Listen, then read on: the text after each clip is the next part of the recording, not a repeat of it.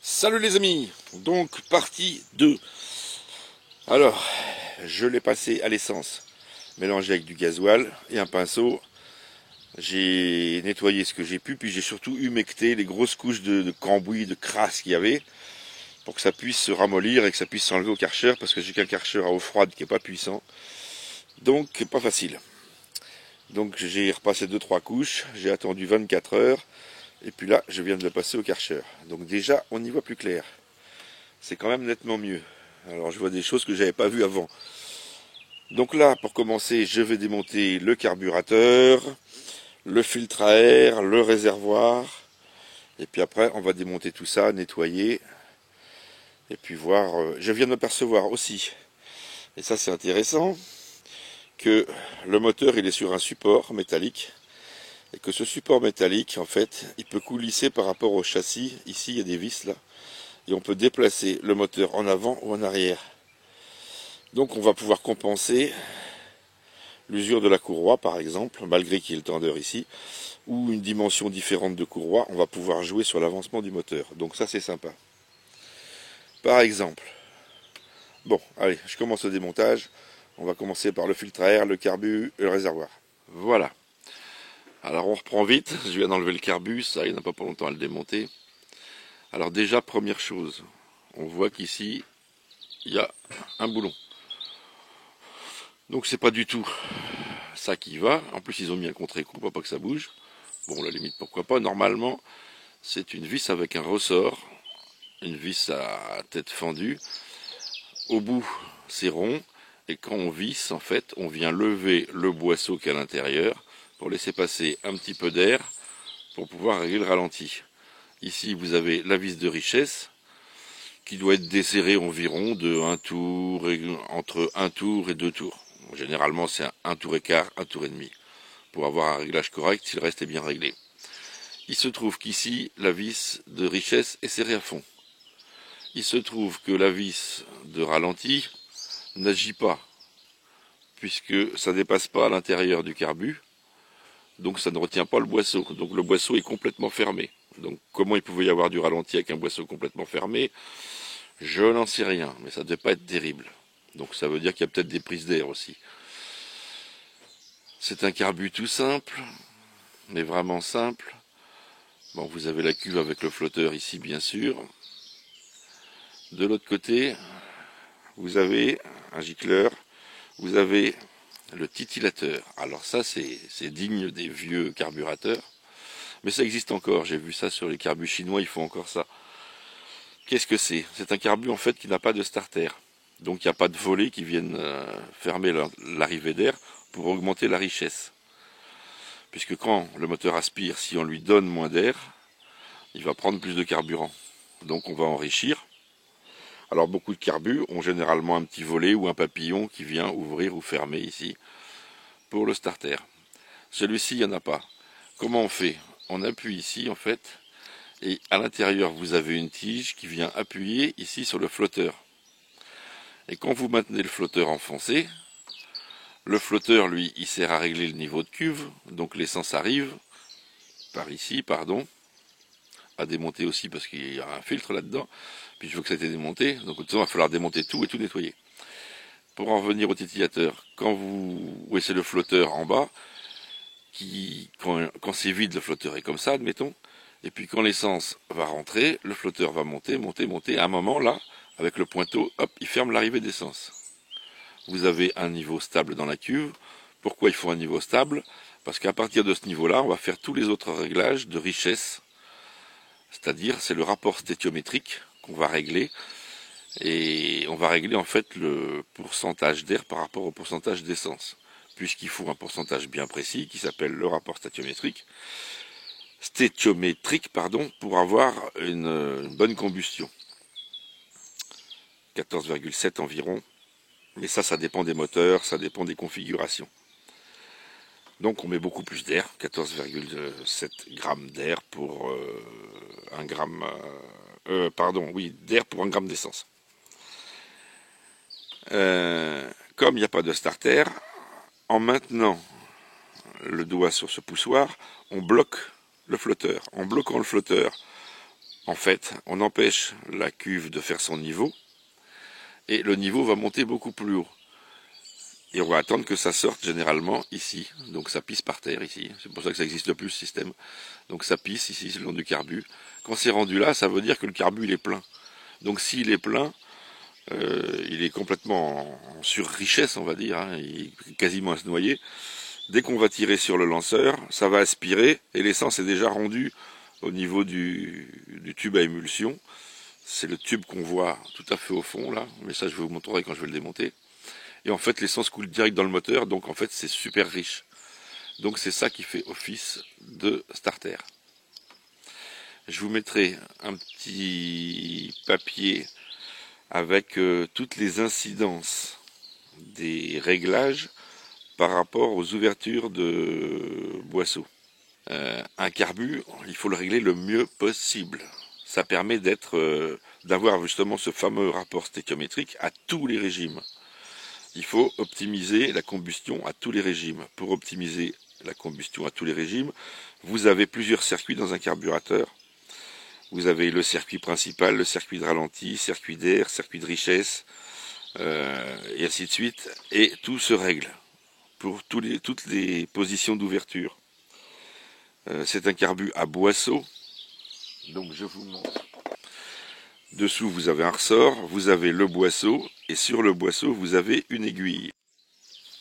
Bon, problème, petit souci de caméra a bugué au moment de l'enregistrement. Donc là, je viens de visionner, et il manque une partie. Donc je fais un rajout. Donc je vous disais que ce carbu, bien sûr, comme dans tous les carbus, tout va se régler. Puisqu'il faut ce fameux rapport stéchiométrique, à plus ou moins tous les régimes, et n'importe quelle ouverture de boisseau pour avoir un bon rapport air-essence et avoir une bonne combustion, enfin une combustion optimale, afin d'avoir justement un rendement optimal. Puisque si la combustion est bonne, vous développez un maximum de chaleur, donc de pression, et la pression va appuyer sur le piston, et c'est ce qui va faire tourner le moteur, bien sûr. Donc pour obtenir ça, il va falloir envoyer le bon dosage.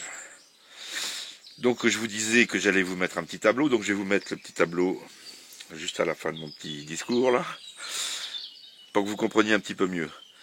Donc ce qui règle le passage de l'air, c'est le boisseau.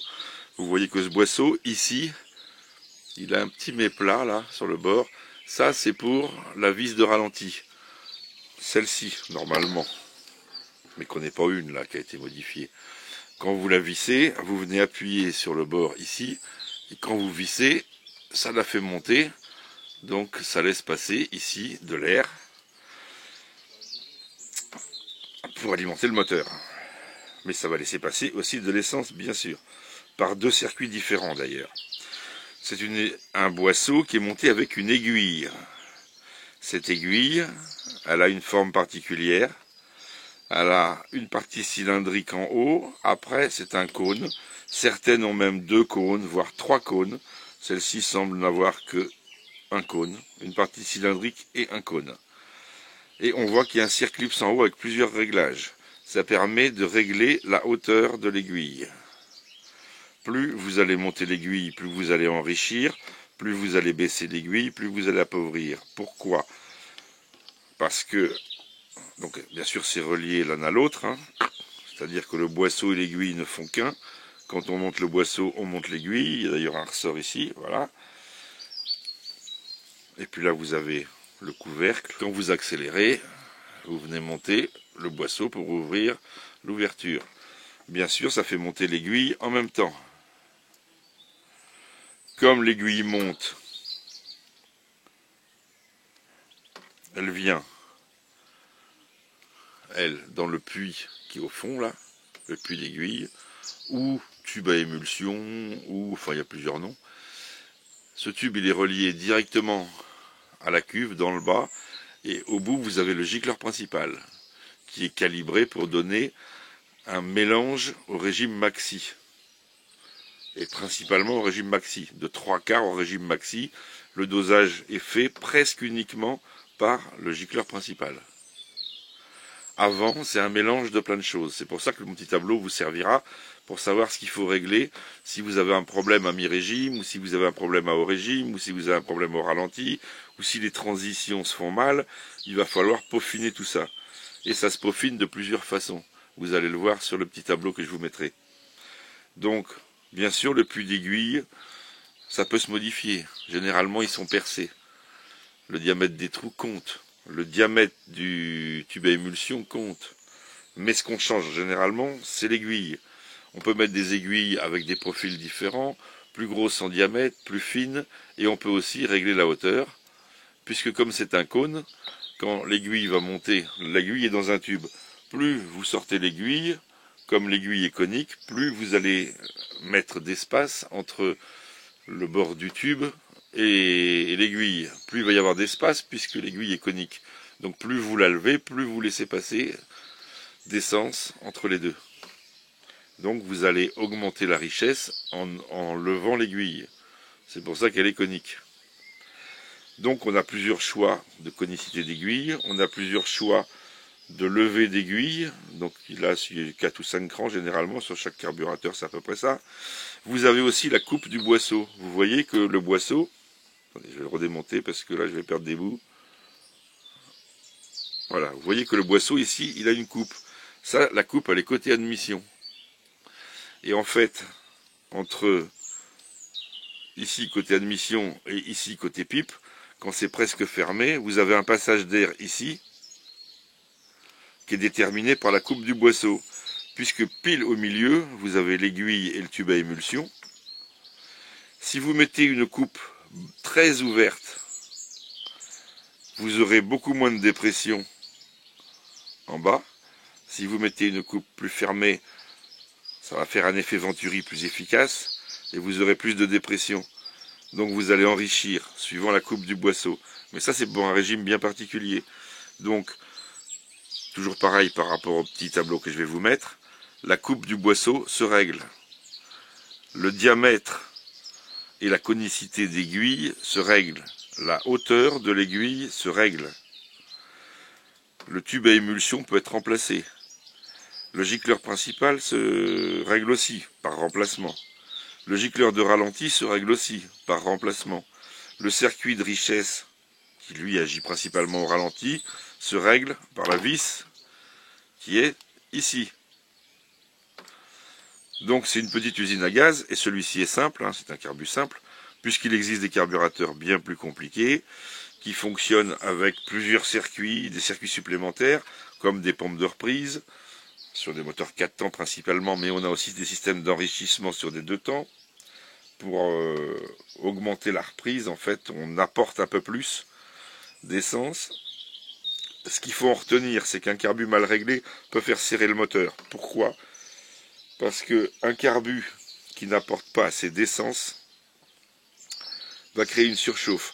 Si on fait brûler de l'essence avec un excès d'air, donc beaucoup trop d'oxygène par rapport à l'essence, vous allez avoir une combustion parfaitement complète, donc ça c'est génial, mais par contre vous allez avoir une température trop élevée.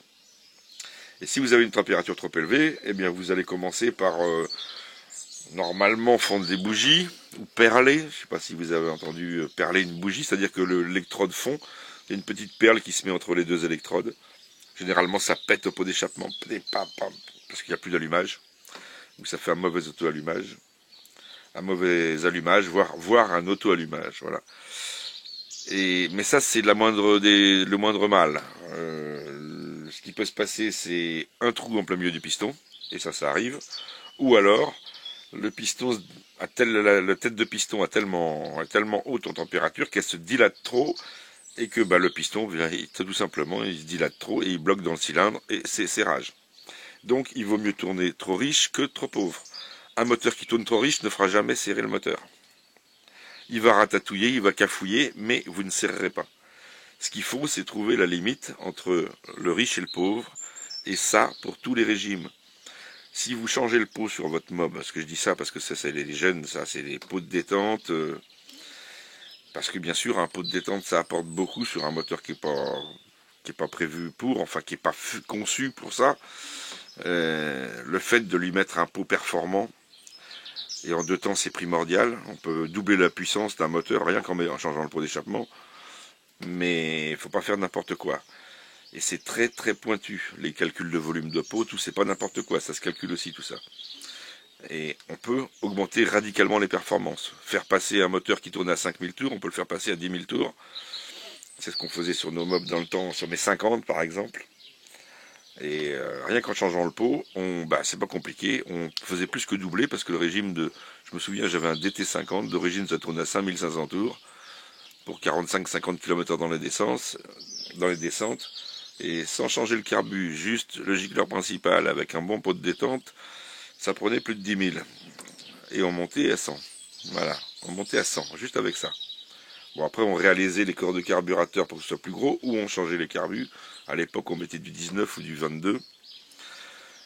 Bon, c'était un gouffre à essence, mais ça turbinait fort.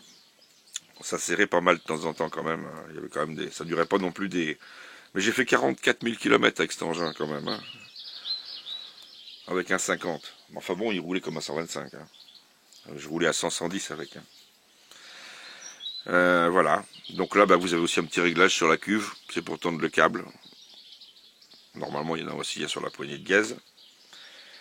Je vous mets le petit tableau et vous allez voir que c'est compliqué, mais ça demanderait un tuto spécifique. Mais déjà avec ça, ça peut vous suffire. Ça peut vous suffire. Parce que ce que les gens ne savent pas généralement, c'est qu'est-ce qu'il faut toucher.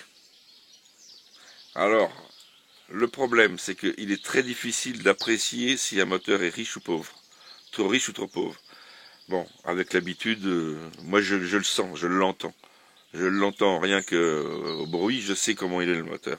S'il est trop riche ou trop pauvre. Dès qu'on accélère. Et puis il y a un truc radical, c'est monter le carbu, virer le filtre à air. Et puis, vous le faites tourner sans filtre à air.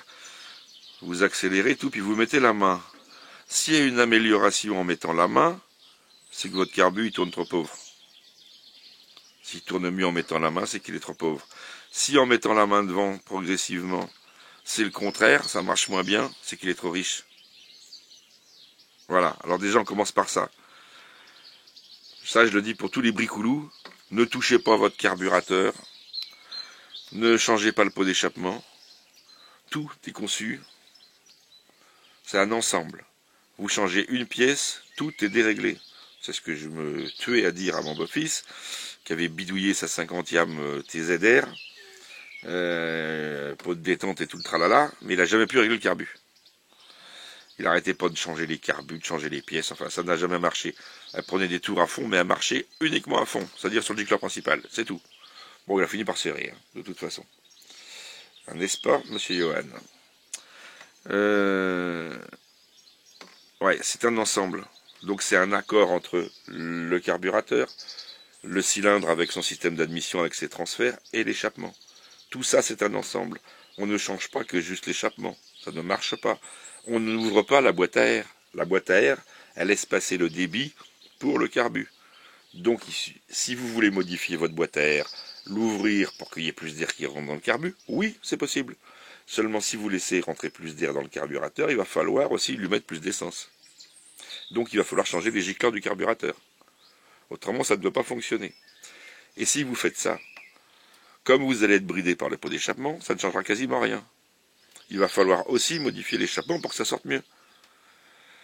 Et inversement, si vous changez juste l'échappement, vous allez améliorer le remplissage par un pot de détente. Très bien. Seulement, le carbu, lui, il est prévu pour un certain volume et un certain régime. Si le moteur il prend 2 fois plus de tours, le carbu ne va pas être adapté, vous allez tourner trop pauvre. Il va falloir, lui, le réenrichir. Et il faudra peut-être aussi modifier le filtre à air. Donc, en fait, il ne faut rien toucher. Bien sûr, je ne parle même pas d'allumage, parce que l'allumage, si le moteur il prend le double de régime, ce ne sont plus les mêmes avances. Donc, vous voyez que c'est très pointu. Surtout un 2 temps. Surtout un 2 temps. Un 2 temps, ça peut marcher très bien avec des petits carbus, des petits clapets, des petits machins, mais si tout est parfaitement bien réglé, synchronisé, calé sur les bons rapports, vous aurez un moteur qui va fonctionner. Après, il est toujours possible, éventuellement, d'améliorer, mais honnêtement, je vais vous dire un truc, le jeu en vaut pas la chandelle. Il vaut mieux acheter une moto, passer sur une cylindrée supérieure, vous allez garder de la fiabilité, vous aurez plus de performance. sans tout bidouiller. À la limite, un petit pot, un carbu de millimètres de plus, avec un gicleur un peu plus gros, une petite ouverture du filtre à air, mais il faut encore savoir le faire, et bien, parce que c'est pas à la portée de tout le monde. Voilà, le problème c'est que, ce que je disais, ça se fait beaucoup, les pros en karting par exemple, parce que les kartings sont des moteurs très très poussés, c'est presque les plus poussés au monde, c'est les karts. Les karts de la catégorie 100 cm3 particulièrement, qui sont des moteurs sans boîte et sans embrayage. On leur demande du couple à bas régime, le plus bas possible, mais on leur demande de prendre plus de 20 000 tours aussi. Et il faut qu'ils soient fiables et qu'ils allongent de la puissance à tous les régimes, pour que ce soit l'idéal. Alors là, ce sont les champions de la préparation moteur et du réglage carburation. Si vous devez vous adresser à quelqu'un, allez voir quelqu'un qui fait du kart. Normalement, il connaît tout ça. Si c'est un bon, il connaît tout ça. Je parle bien des cartes 100 cm3. Les 125, c'est des moteurs de moto, ça n'a rien à voir. Enfin, c'est rien à voir. Pour la plupart, ce sont des Rotax. Voilà. Et bon, on va dire qu'on est sur un moteur plus typé 125 cross, quoi. Mais certains les préparent et tout, ils sont quand même bons, attention. Mais le 100 cm3, c'est vraiment la catégorie reine de la préparation moteur et du réglage carbu.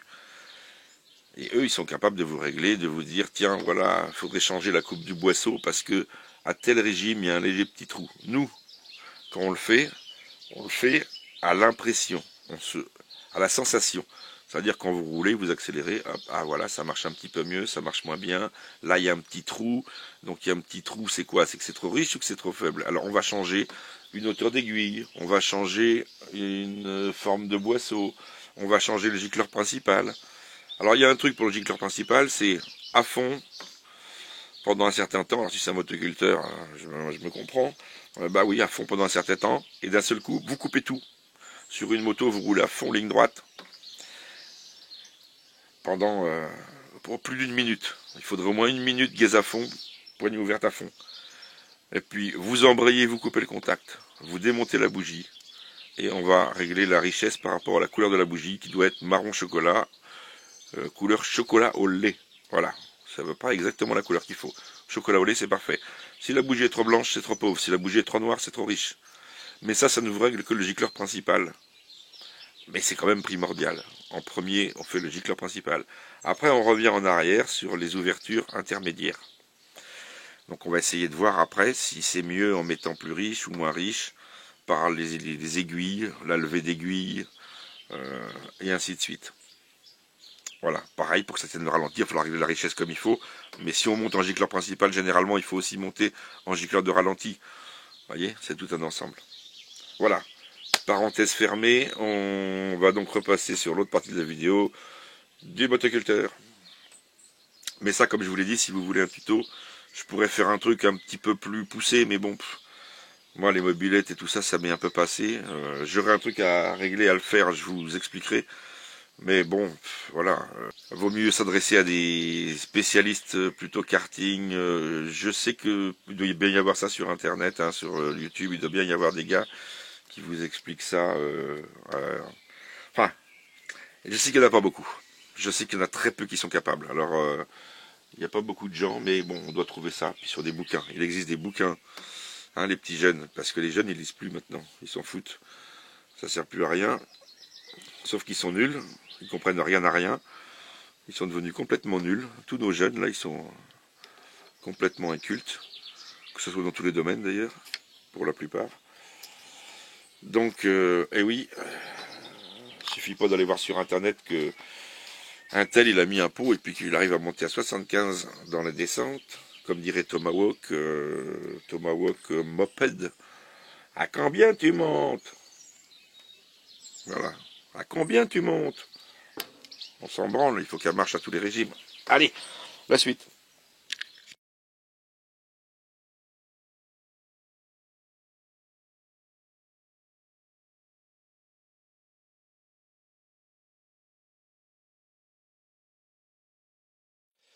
Ouais, j'y ai fait allusion. Tomahawk Moped. C'est comme j'y ai fait allusion, je vous mettrai le lien dans la description. C'est un Français qui s'est expatrié à Hollywood et qui fait donc de la réparation mobilette. Réparation, préparation, customisation, qui a fait de la compète en mob et tout ça, qui connaît bien les moteurs et qui connaît les réglages carbu pointus. Donc si ça vous intéresse de savoir régler les carbus, tout ça, allez sur sa chaîne. Vous verrez, il monte des kits, des boîtes à clapper, des kits 70, des carbus plus gros, il fait les réglages bien sûr, tout ça. Voilà, donc en plus c'est très sympa, j'aime bien sa chaîne, je la regarde régulièrement, parce qu'il me fait découvrir un petit peu Hollywood et c'est sympa. Je vous mets le lien, et puis allez voir, c'est sympa, et vous apprendrez pas mal de choses sur les moteurs de temps. C'est valable pour un 125, la configuration est la même, que ce soit une mob, un kart, un 125 cross, c'est pareil, ça fonctionne pareil. Là, je viens de retirer le filtre à essence, enfin le robinet d'essence, pardon. Et là, vous voyez qu'il y a un petit filtre en grillage fin, en laiton, et vous voyez qu'il est complètement colmaté par la rouille en bas. J'espère que ça fait la mise au point, j'ai du mal à voir. Voilà, donc en fait, bah voilà, le réservoir est rouillé. Bon, il y en a plus, il y en a moins que je pensais. Donc il va falloir enlever tout ça, nettoyer l'intérieur du réservoir. Alors, je viens de démonter ici le galet tendeur, puisque cet engin, en fait, il n'a pas d'embrayage. Vous avez la poulie moteur ici, vous avez le plateau ici qui entraîne la chaîne et les fraises, et vous avez une courroie qui va entre les deux qui est lâche. Donc l'embrayage, c'est par patinage sur la poulie moteur. Et pour embrayer, en fait, c'est le galet ici qui vient appuyer sur la courroie pour avoir de la friction et pour entraîner le tout. Donc c'est par patinage de courroie. Donc le galet ici, je vais essayer de vous faire un petit zoom dessus, je viens de le démonter. Voilà. Et je peux pas le démonter, il est grippé sur l'axe. Bon, c'est pas grave. Quand j'ai ressorti la poulie, en fait, j'ai démonté tous les roulements, tout est parti en vrille. Mais ils ne sont pas morts. C'était grand temps d'y regarder, mais c'est pas mort. Donc nettoyage à l'essence. Je vais, alors là, je sais pas si on voit mon doigt, on doit pas le voir. Si voilà, là, je vais bourrer de graisse, bien sûr. Pareil pour l'autre. Je viens de brosser la poulie pour enlever l'oxydation, donc tout est parfait. Je bourre de graisse et je remonte. Bon, voilà, je viens de démonter le côté. Donc, côté ventilation. Alors, qu'est-ce que j'ai trouvé de beau? Donc, il y a un lanceur en premier. Ensuite, vous avez un carter. Et vous avez une sorte de poulie avec des ailettes là qui va pulser l'air. Et là, un système avec un volet relié sur une commande. Alors cette commande, elle était grippée. D'ailleurs, elle a beaucoup de jeux. Voilà. Et aussi au niveau axial, vous voyez, il y a du jeu. Et ça, alors je sais pas si on va bien voir là, voilà, ça rentre sous la pipe. Vous voyez, on voit le jeu là. À cet endroit-là. Là. Voilà, vous avez la pipe d'admission. Et entre les deux, vous avez une sorte de plaque. Voilà, avec cette commande. En fait, ce qui se passe, c'est que plus le moteur tourne vite, ici, plus ça produit d'air direction le cylindre. Plus le moteur tourne vite, plus ça vient pousser sur cette commande. Et c'est pas pour une question de refroidissement. C'est relié ici, donc on a vu à cet axe. Et il doit y avoir un papillon derrière la pipe qui fait en fait que plus le moteur tourne vite, plus l'air appuie sur la commande et plus ça ferme l'arrivée d'air au moteur. En fait, ça fait une régulation de régime. Donc rendu à un certain régime, le moteur s'autorégule simplement par cette palette qui vient fermer le papillon. Alors il y a beaucoup de jeux, ce qui expliquerait que tout était fermé à bloc et que le moteur devait tourner comme ça avec la vis d'air et la vis de richesse et le boisseau fermé. Donc là il y aura sûrement une petite modif à faire. Peut-être que je vais carrément sceller cette pièce pour que le papillon reste pleine ouverture, c'est-à-dire que ça reste comme ça. Je supprimerai même la plaque pour que l'air passe bien partout. Et il n'y aura pas de régulation au niveau du régime, donc ça sera à régler plus à la commande de gaz en fait, pour pas qu'il s'emballe de trop. Voilà. Quand je parle de vis de richesse, je vais vous remontrer sur le carbu. Bon là il pleut, là il galère. Bon c'est pas grave, faut tout que je nettoie. Voilà, la vis de richesse dont je parle, c'est celle-ci là, au bout de mon pouce. Elle est située côté pipe d'admission. Puisque vous pouvez l'avoir aussi de l'autre côté, c'est-à-dire de ce côté-là. Et le réglage sera différent, si elle se trouve ici ou si elle se trouve ici. Si votre vis de richesse, ici, se trouve côté pipe d'admission, plus vous vissez, plus vous appauvrissez le mélange à bas régime. Plus vous la dévissez, plus vous augmentez la richesse à bas régime. Si la vis se trouvait de l'autre côté, avant le boisseau, ce serait le contraire. Voilà, donc ça il suffit de savoir. Si c'est avant le boisseau, c'est le contraire. Et dans ce cas-là, plus on visse, plus on appauvrit. Plus on dévisse, plus on enrichit.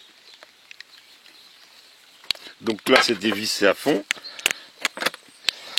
Ce qui veut dire que vissé à fond, on était complètement pauvre. Donc,